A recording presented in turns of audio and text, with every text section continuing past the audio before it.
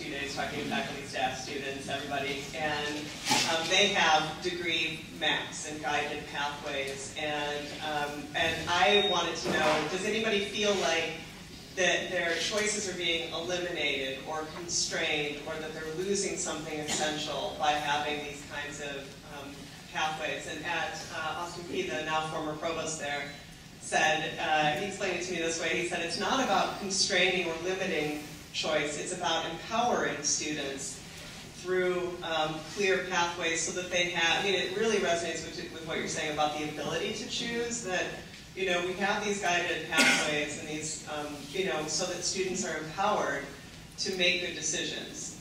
And so I thought, wow, okay, empowering choice through, and there's this book called Nudge about choice architecture, and they actually used it as part of a book club for all the faculty and deans and whatnot at Austin P to think about this, because there is such a tension for us in this culture between infinite choice equals freedom versus what does it mean if you, what does it mean to empower choice by streamlining it? So it's an interesting. Do you guys want to say anything? Or, I just have one comment. Something, I mean, at IU, when you pick a major, there's a lot of required courses, and then you have a few options, which is nice. But as far as picking a major goes, I think it would be amazing to have some type of like online program or packet where there's lists and lists of all kinds of interests you could have, and you check mark all the interests you have, and then are you interested in a 4-year degree, or would you be interested in going farther? And you can click that, and then it sort of gives you that school's majors. Or, and then you pick a major, and it shows you possible routes you could go. So still having all the choices, but having something that helps narrow you down to the end choices so that they're in a smaller bracket, easier to understand.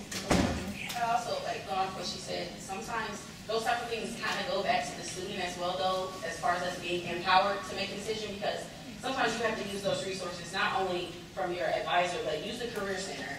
You know, because I feel like at Ball State, we have a very good Career Center. They have all these resources that we can use. I didn't even really know until my senior year, which is, well, until my junior year last year, which is, we won't talk about that. But I should have known, like, that we have all these things that we can use. But a lot of times, the problem is the lack of knowledge of the students. Or either not even lack of knowledge, or just them not being ambitious enough to say, okay, I'm really serious, I'm in college, I'm paying all this money, this is 4 years of my life. If you're going to waste it, there's no point in being there. But if you're going to be there, then you might as well use the resources that you have there to, you know, further your knowledge and grow your knowledge and learn so that you can figure out, okay, oh, the Career Center, I took this assessment, and this is the assessment. I took an assessment, it says I was an ENTP, if some of you know what that is, the Myers-Briggs.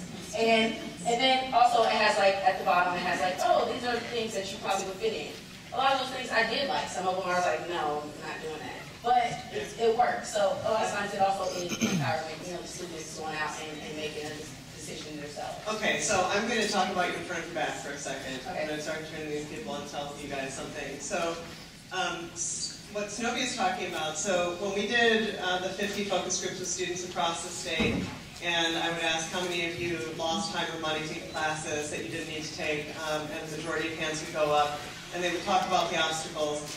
At some point in every single conversation, I've heard something very similar to what Zenobia is talking about the responsibility of students to kind of own this. They had to figure it out. They take the, you know, they really, and I was surprised by this in part because the individual stories that they would tell about how they ended up in the situations that they ended up in were often the result of sort of broken channels of communication or shifting requirements that were difficult for various people, holders of information, to keep up with. And, you know, so many students said, everybody that I talked to, I'm absolutely convinced they were doing the best they could to give me the best advice that they could, but I didn't always get the right advice, and I ended up losing a lot of time this way.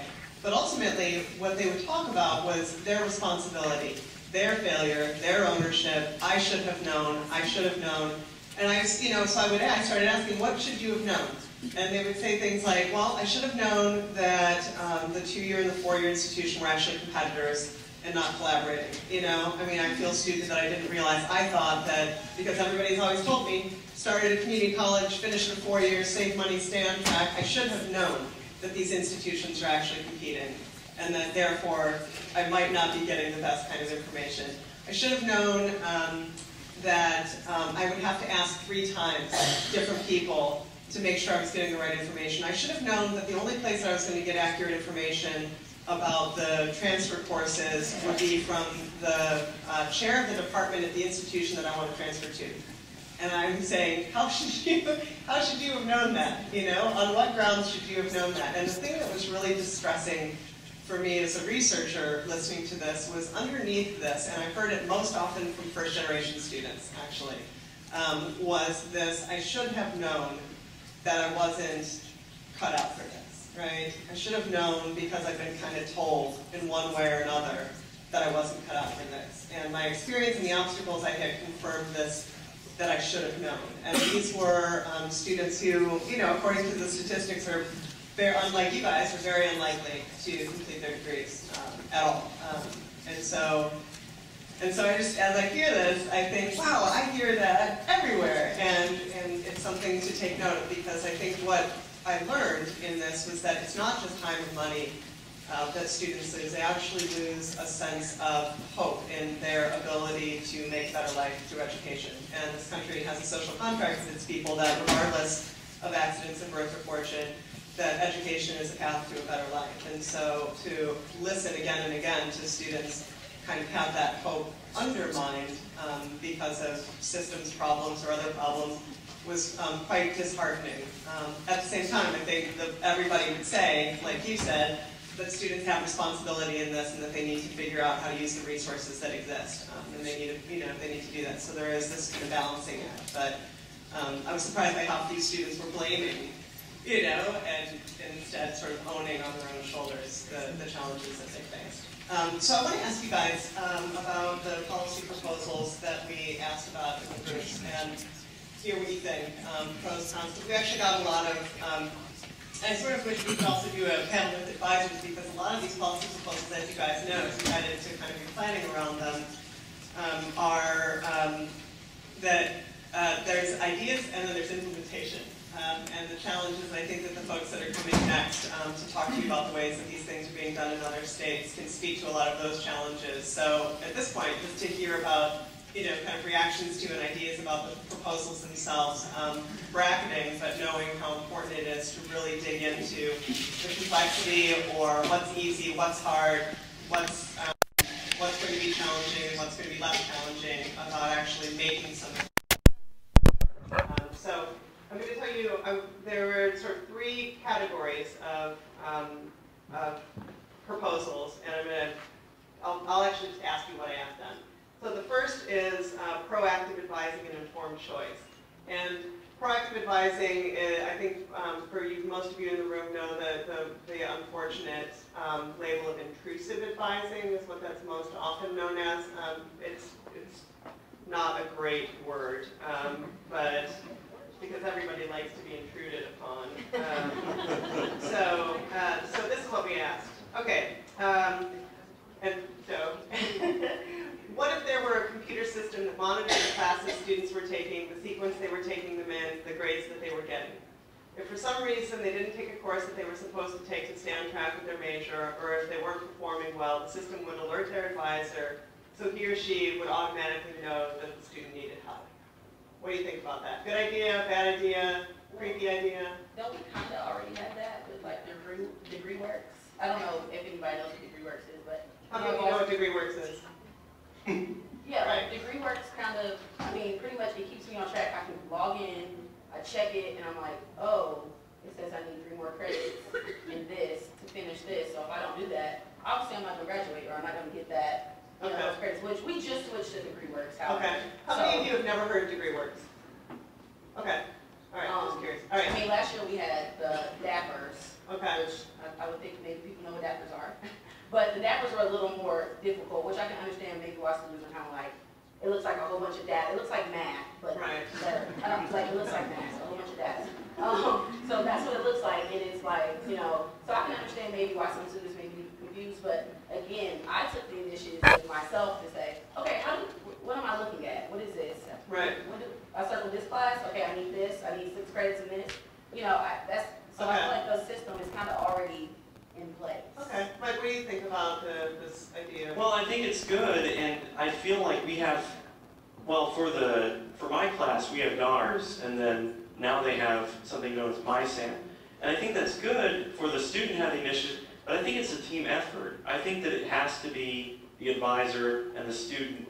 And I don't think the advisor needs to be notified himself, but I think the student needs to be advised. Okay. Like if they have, courtesy emails like, hey, you need these credits for your major, otherwise you won't be able to graduate next year, or something like that. And I think that graduating is a team effort. It's not just, and it's also, I think what education is, it's not just all you. It's getting help from someone else that has the knowledge and that's willing to help you get there.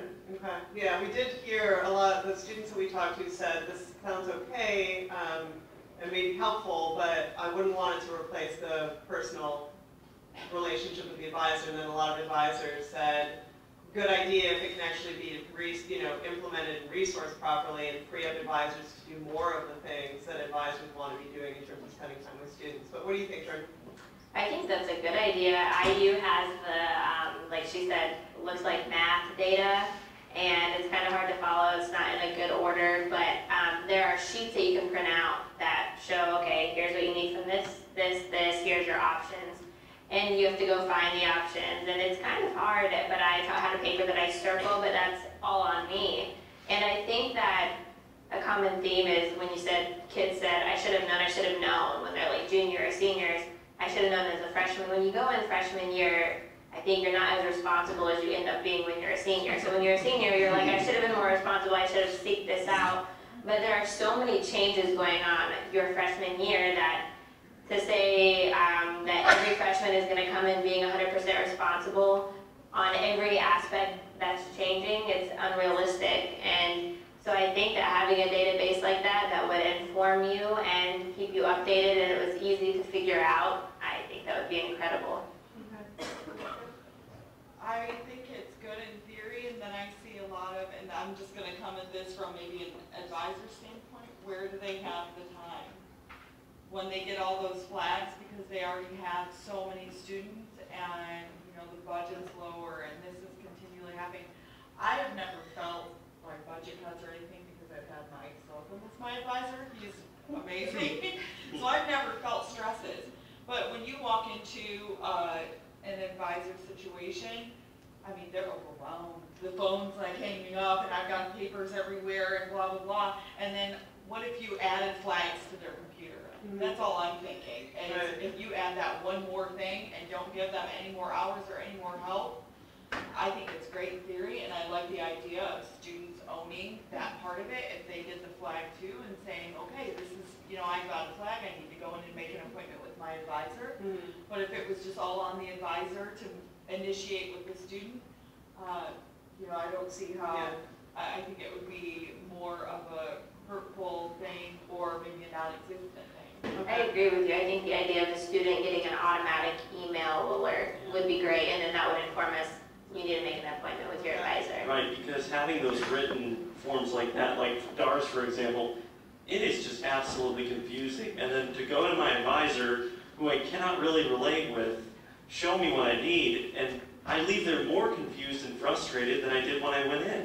Okay. So I just think that I think that what I said earlier, it's a team effort. It's not just the student's initiative, it's also with the advisor.